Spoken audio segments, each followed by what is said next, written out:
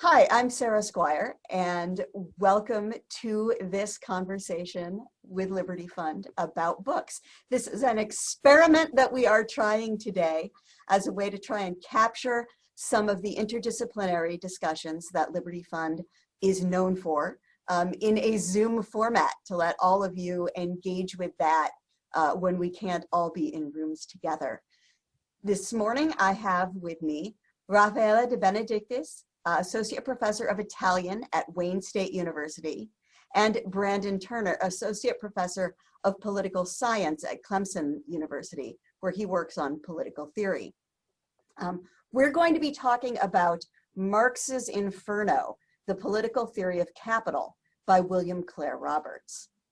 Now, Roberts outlines the argument of his book on page 20.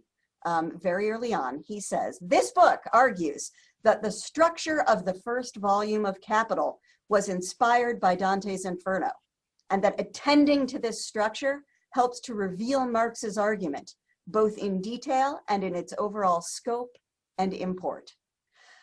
Since Brandon and Raffaele know much more about Marx and about Dante than I do, I'm going to let them talk about it, but I am going to put just a few questions on the table to get us started. Questions like, how well and accurately do you think this book represents Marx? How well and accurately does it represent Dante? How much value do you think that there is in bringing those two thinkers together? And does this book really cash out that big claim that we just heard, that the first part of Capital is based on the structures of Dante's Inferno? And with that, I'm going to turn it over to you two and see where we get. Thank you very much. I guess the first question calls into responding, Brandon. I think that how well does that reflect Marx's Capital? Probably you may start, and then I can Sure. talk about how it reflects well or does not reflect well Dante's Inferno.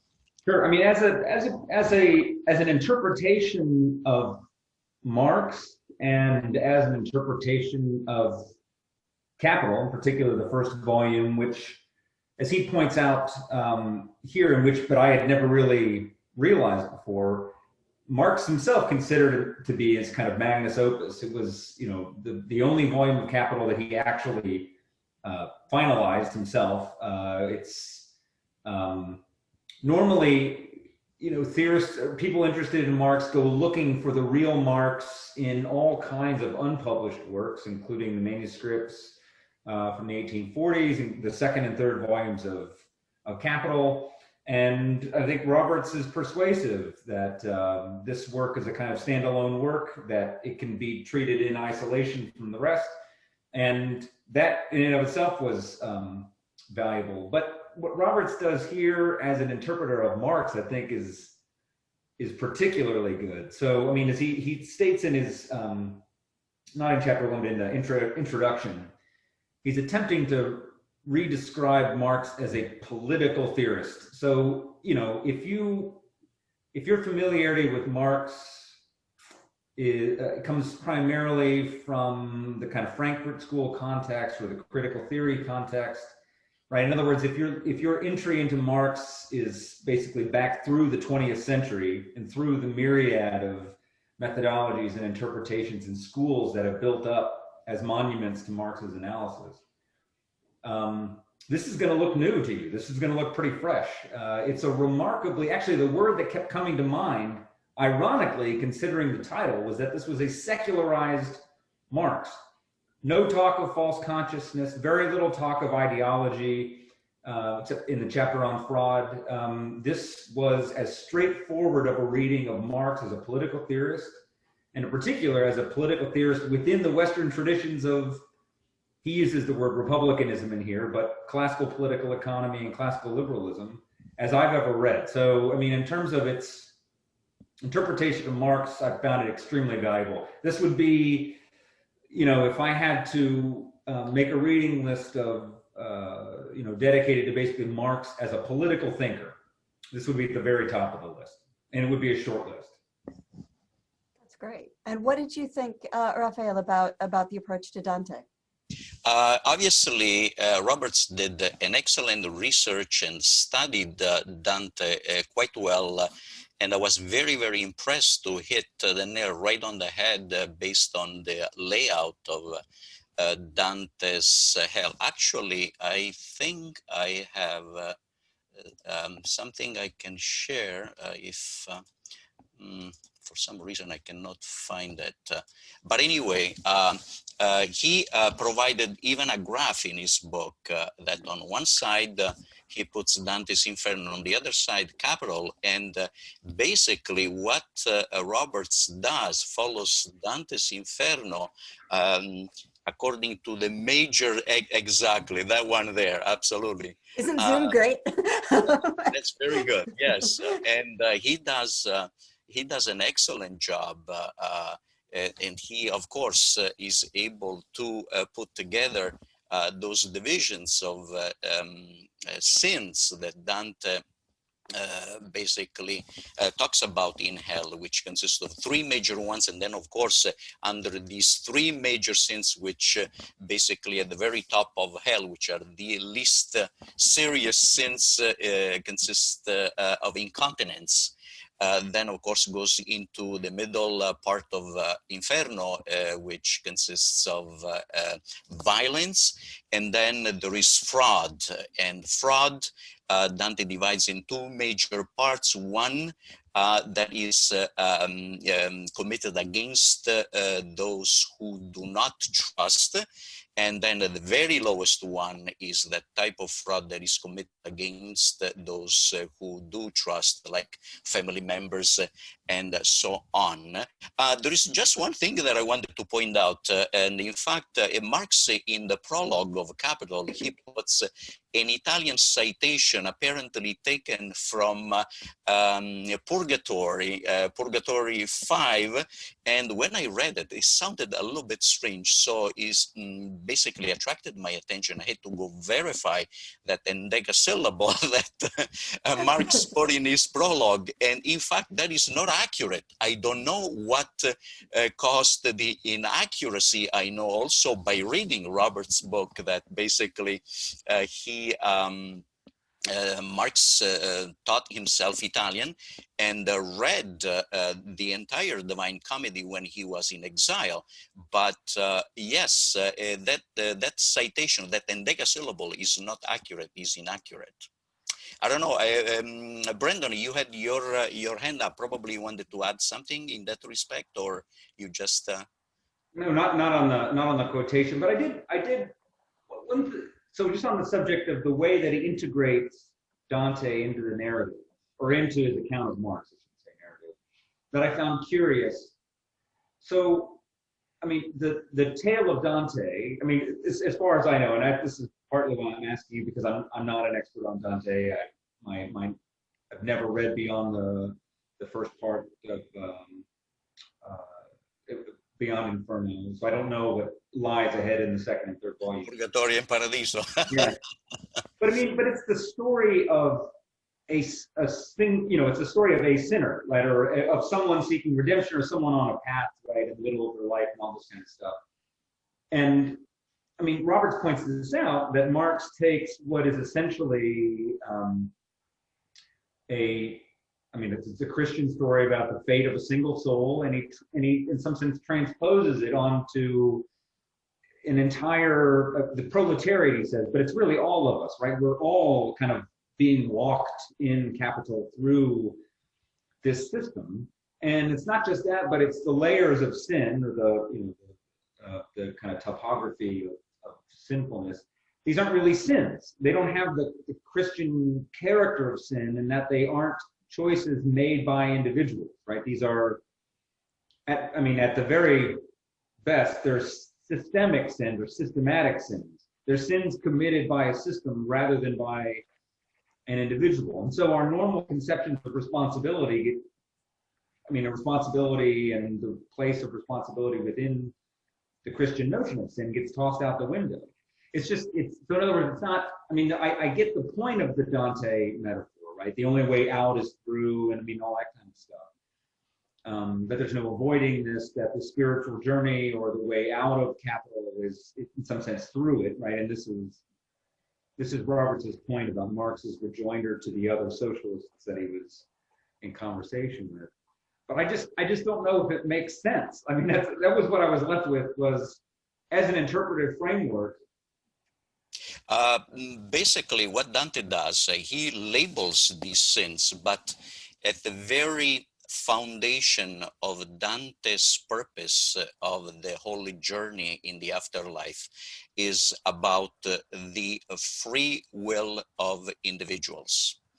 And that's probably is also the difference between Dante and Marx, that while Marx finds evil in capital, if I understood that well, Dante's responsibility is in the individual, insofar as the individual can either use well or not well the free will. And in fact, he begins his journey simply because his free will was impeded by something, the wrong choices that basically he made, and it was midway here through his life, he found himself in a dark forest. That is the very metaphor of a misuse of the will. And basically, he attempts to actually correct the free will, that of course the medieval notion of finding the correct use of the free will is reaching synderesis, according to the Aristotelian view that on the one hand you have reason, then you have the will, then you have the lower appetites, the so-called concupiscible, sensitive, and then you go to the rational appetite. And of course, making those parts of the soul work harmoniously will allow the individual to reach synderesis. And the whole journey from the beginning and going up to Paradiso is in essence the attempt to correct the use of the free will, but he also realizes one thing, that by himself he is unable to do that. So he has to, of course, there is Beatrice, his beloved, that rescues him, and here appears Virgil as the guide and guides him through hell and purgatory. And of course, because he was born before the coming of Christ, he cannot enter paradise because you need to have faith. And that's when Beatrice herself steps in and completes the journey with him. At the very final scene is Saint Bernard of Clairvaux, the mystic figure who allows Dante to experience that unique reality of being face to face with God. But the point is that the responsibility is individual, and the individual without a guide many times can err, because at least that is what we know of Dante. The very first canto of the Divine Comedy is a sort of aborted journey, because he attempts to take this journey by relying on his own resources, and yet he fails. And this is the reason why Beatrice has to summon Virgil to rescue him, and eventually allows him to go through hell and then purgatory. In other words, for Dante, you need a teacher in life. But you're right, Brendan, that he moves away from the church, and he doesn't reserve himself in putting even popes in hell, because we find, as a matter of fact, the worst enemy was Pope Boniface the Eighth. Basically, he's also or was the one responsible for Dante's exile. Okay, so but this is the thing. If I understood well, Marx dwells on capital, and Dante dwells on free will and the misuse of free will.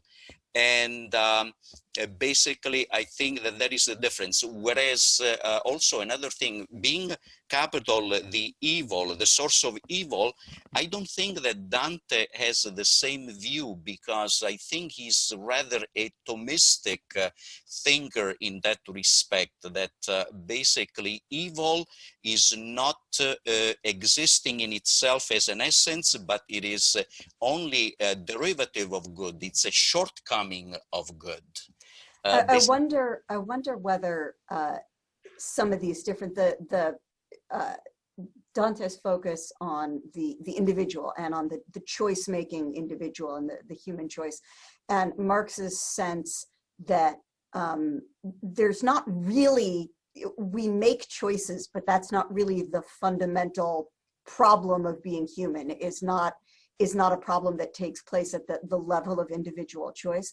I wonder whether that disjunction between their two ways of thinking about what's the fundamental problem of being a human being is why, for me at least, the book, the Marx's Inferno, felt to me as if Dante came in sort of at the beginning of sections and of chapters and then disappeared entirely while we focused on Marx and on Proudhon and on Owen. And if you look in the index to the book, there's twice as much on Proudhon and more on Owen than there is on Dante in the book. And so I wonder whether Dante drops out because sort of like Virgil, right? He's only a good guide to Marx as far as he can go and no farther. And then at a certain point, his usefulness just has to end, and there are doors through which he can't take us to think about Marx. But I don't know. I want to know, do you guys think that's right? Do you think that maybe Roberts could have pushed this connection farther? Is there more to be made here? I noticed the same thing, where even the chapters were structured where he would come in, he would introduce the connection to Dante, then we would get a lovely discussion of 20-25 pages that primarily situated Marx among these other socialists, the Owenites and Proudhon in particular. And then Dante would come back in at the end. So my own view is that I think the book works really, really well on a number of different levels. As an interpretation of capital, it works. As almost a complete recontextualization of Marx within socialist political theory, it works. And in fact, it works better than any book I've read on the subject.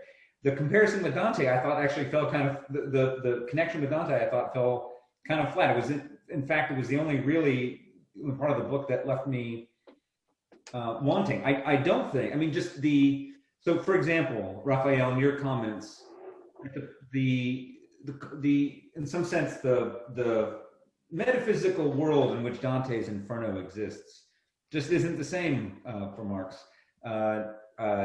It's not a matter of aligning the will, with God. It's not a matter of having one in the proper harmony and this and that. All of that stuff just drops out.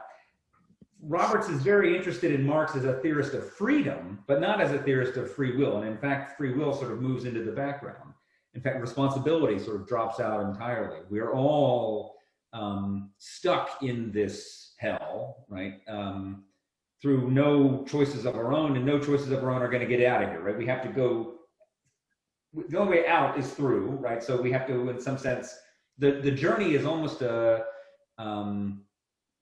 it's a journey that is as scientific, social scientific, as it is, religious. I thought that the connection to Dante, its primary purpose seems to be to allow Roberts to remoralize Marx's account, right? So there is this tension in Marx's interpretation. Marx, in some passages, seems to want to say, right, even though my language might be moralized, even though we might have objections on the basis of justice or on the basis of charity or pity to the way that capitalists treat their workers, nonetheless, what I'm doing here is pure social science, right? This is disinterested. I'm merely describing this system. And then there are those who interpret Marx as having a kind of moral dimension, as being a moral theorist, as really and truly condemning capitalists for what they do, or for those who engage in exploitation, all this kind of stuff. And I think that what this allows Roberts to do is to link these back together again, to put this social scientific work back within a larger moral framework, right? Capital is, in the end, it's this monster, but the monster has to be understood. It has to be fully grasped before it can be overcome. We have to actually climb onto Satan's legs at the very end and head on out. And so Marx, in this sense, is Virgil, but he's not Virgil or Dante, but this is not a Christian Virgil or Dante. This is not someone interested in a teleological conception of human nature, or really of any conception of human nature at all. Right? This is someone who just thinks that capital makes us unfree in some really nasty ways. And Marx is going to show you how he does that. And in understanding how he does that, or how capital does that, we can overcome it. I'm sorry, Sarah, did you? No, go ahead, please. I just want to, absolutely, that is what I got out of the book. And I think that Roberts at one point does make the distinction between Dante and Marx. And I think that Roberts used Dante's view and the structure of hell to, in a way, buttress his argument. And in reality, even though capital, historical materialism is at the stake here, yet human beings are the players around this very fundamental reality, because without players, I guess, capital cannot produce any effect. And if I understood well, I think that is the kind of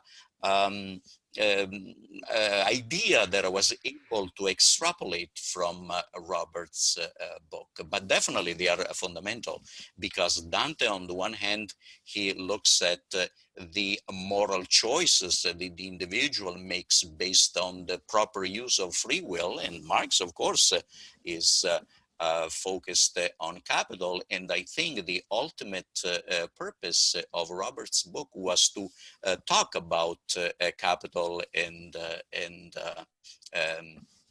Marx's view of, particularly of section 1 of Capital. Yeah, it's not, I sort of went, I'm a lit person, right? So I went in expecting a much more of a reading of Dante in here as well, alongside the reading of Marx. I think that's a very difficult project. To take on that kind of an interdisciplinary project requires that an author be an expert in two enormous figures from two vastly different time periods, right? That's really asking somebody to be both Raffaele and also Brandon at the same time, and that, you know, that's asking an awful lot. You know, there were parts of Inferno that I expected to get more attention. I would have thought that the monetary sins of Inferno would have gotten more attention and more interest. There's a fairly brief discussion of usury, for example, which is well done, but I would have expected going into it that there would have been more of that. It's not really a criticism of what the book gives us about Marx, which, like Brandon, I think is amazing. I'm not a Marx scholar, and I have a terrible time with a lot of Marx scholarship because I find it very hard to follow, because it seems like there's a lot of inside baseball that goes on with it. Brandon's laughing, so I must be right. Yeah, no, I mean, there are he's parts so here, clear. Yes, and you can see there are parts, particularly in the last chapter on Raffaele, how do you pronounce this? Cocytus? Cocytus, yes. Cocytus. That's it's a sort. It's an infernal river, but it's like a frozen lake at the very bottom of hell. Yeah. I mean, the literature on primitive accumulation is enormous. I mean, and it's not even really a literature; it's a whole, it's a whole method. It's a whole school of thought. It shows up everywhere, so there are parts of that chapter in particular where you can see him feeling like he needs to partake or participate in these particular discussions. But on the whole, I think he does a remarkably good job of nodding to the discussions, of presenting the puzzles that reappear always in the Marx literature, and of resolving them in one way or another. I mean, I just think he does a great. Again, I mean, there are a number of puzzles in here that, one, I didn't realize were puzzles, or things that I knew were puzzles that, you know, he gave me a completely new way of thinking about. I mean, I think in particular, the discussions of force in chapter 3 on dis, is it pronounced dis? Dis. And then also in chapter 2 on the ways in which we're made unfree by markets. I mean, he does a great job. I mean, on the one hand, he surveys the literature on Marx. He also brings in elements of Hayek and of, you know, non-Marxist interpreters of Marx. I mean, he just does a fantastic job. I mean, whatever criticisms I make, I don't want to give the impression this is not a good book. This is a great book. And I would recommend it to anyone interested in Marx's thought. I thought the same thing. Also, as I was reading, I mean, I got the exact same impression that you got, that you wanted to see more Dante in the book. But at the same time, then I was actually thinking about it, and eventually my conclusion might be reasonable. I'm not sure that basically so much has been written of Dante. So I cannot even start counting because it's impossible. And I think that Robert's view was that of using Dante for his purpose to talk about Marx and Capital, and because he didn't have anything really new to offer about Dante, he just used whatever was necessary for him to then talk about. I think that is the kind of thinking that went into the making of his book. But yes, even though there was not very much about Dante, I really think that was well connected, and I find it to be a great book. And maybe just the basic claim, and Brandon, let me know if I'm totally off base on this one, but maybe it's simply that basic claim and that really nice opening chapter he has that establishes some fairly solid, you know, historical proof and manuscript proof that Marx is thinking about Dante when he's writing Capital. He is reading it, and maybe simply the establishment of that connection between two major thinkers, whether or not you know, it cashes out hugely in terms of a new reading of Marx that is based on Dante. Maybe just that connection between the two of them and establishing that firmly is really an important contribution in its own right, just to have that bit of intellectual history about Marx. Yeah, I mean, to his credit, he doesn't overclaim here. I mean, you could, you know, in other words, he points out that Marx was reading this stuff. He points out when Marx was reading this stuff. At the same time, he doesn't claim that it passes any kind of test of influence, or that, you know, that Marx was clearly, you know, chapter and verse trying to imitate Dante or anything like that. I mean, I think he presents this puzzle, this interesting connection that he noticed. And I think he pushes it basically an appropriate amount, and he uses it as a way to frame his own reinterpretation of Marx as a theorist of freedom. Okay. Yes, there is something that, going back to that citation that I was talking about at the very beginning, that might have been the very agenda that Marx used, that basically read Dante, comprehended, I'm sure, Dante quite well, but then he followed his own journey. And in fact, where he says, segui tuo corso e lascia dire le genti, which in English can be translated as follow your own path and let the people talk. But this is what Marx puts in his prologue. But the actual citation that we find in Purgatorio 13, the endecasyllable, says basically, vien dietro me e lascia dir le genti. Here is Virgil talking. So Dante here is still using and emphasizing the rule of a guide, because it can be translated as follow me. It's very imperative. The Virgil says, you follow me. I know where I'm taking you, basically, and let these people talk. I think that is even the fact that Marx put at very beginning of his Capital, probably wanted to, I don't know, I might be wrong, I'm just shooting in the dark here, but probably emphasize that difference that there is also between his journey and Dante's journey. I'm not sure, I don't know. But it does raise an interesting question, which is, so if we know that Marx had Dante on the brain, as it were, and if Marx maybe saw himself, and there's that interesting little side to that detour into Marx's use of Hamlet and other sources. And I mean, anytime you pick up Marx, you're always sort of not impressed, but almost kind of the sheer erudition, in particular Capital. You're always just kind of, again, it's not impressed, it's just sort of surprised. Like this is not where I expected to find this sort of stuff. I did not expect Marx to be building works off of an interpretation of the play within Hamlet or something like that. I mean, Marx is this very severe, theorist of capitalism and all this kind of stuff. But I mean, was Dante, was it on everyone else's brain in 19th century Germany or 19th century Europe? Could he have expected, I mean, in other words, was this, in presenting it in this way, would anyone else have noticed the hallmarks of Dante's, progression or descent through hell?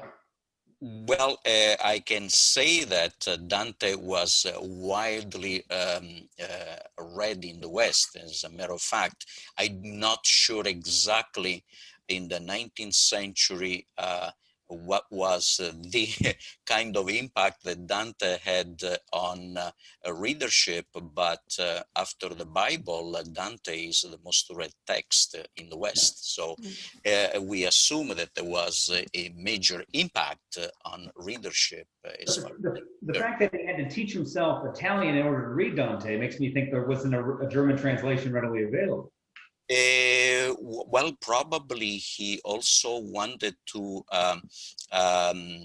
learn Italian because, the translations, but Dante put very plainly that a translator is a traitor, to use a strong word, because it's inevitable that somehow you have to penalize something of the original text. And I'm sure that probably Marx wanted to follow classical philology and wanted to actually get the real message from the original text. And also, I think that he wanted to read also other authors, Machiavelli, for example, the original Italian. So I'm going to look forward enormously to the paper that I think you guys have to write now about that misquotation of Dante at the beginning. I think that's incredibly interesting. I think there's actually really interesting work to be done on the mental furniture that great writers have and the way that they misquote, telling us a lot more about what they think something said than what something actually said, and how interesting that is. We are just about out of time, so I don't want to stop talking because this has been absolutely glorious. But I do want to thank both of you very much for your time, both today and in preparing the book. And I want to thank William Clare Roberts for his book, Marx's Inferno, which I think we all really enjoyed and found fascinating to tangle with. And thank you both, Raffaele and Brandon, both so much for jumping in on this experiment with me. It's been a real treat. Thank you, Sarah. Bye, everyone. Thank you. Bye-bye. And we are done recording. Very good. So I think that